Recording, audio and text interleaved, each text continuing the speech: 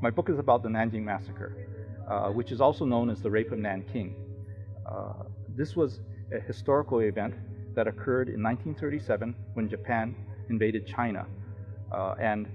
After capturing the capital city of Nanjing, the Japanese wreaked havoc on the civilian inhabitants and also the surrendering military defenders for about 6 weeks.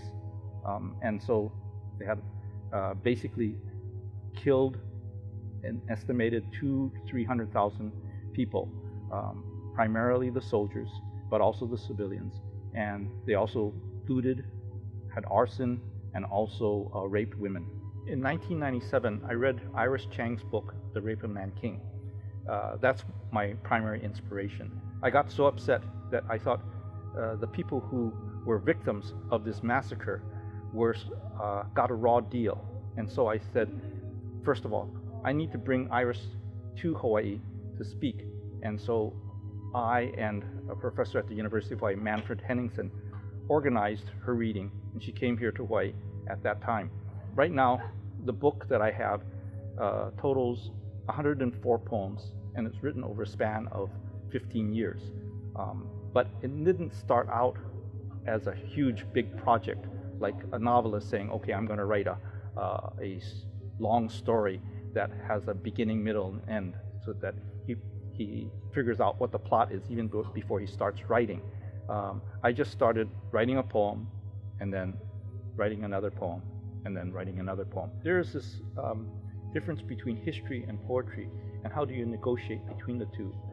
There's a school of poetry now in America called the documentary poets.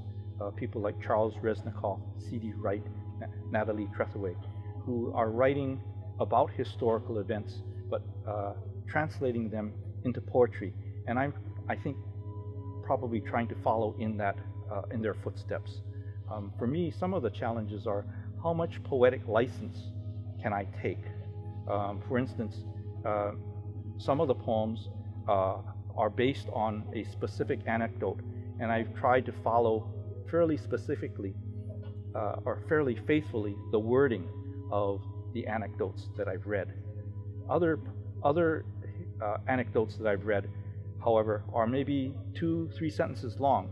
They're interesting enough for me to try to create a poem on it, but I have to invent most of the scene, the situation for the poem. So I've taken a lot of poetic license, although the core of the story is actually based on a particular anecdote that I've read. Other poems that I've written are wholly invented, and I cite those in my notes in the back of the book, that I just imagined a particular type of situation that occurred. One of the main things that I discovered about myself is that I have the capacity for good and evil, and I think all of us do.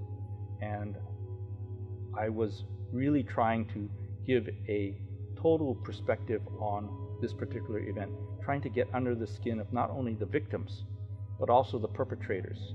And to do that, you have to try to relive the motivations of the people who were causing the suffering, as well as try to feel what it was like to suffer in this war. And so I think there is the capacity for good and evil in all of us, and that was one of the things that I discovered.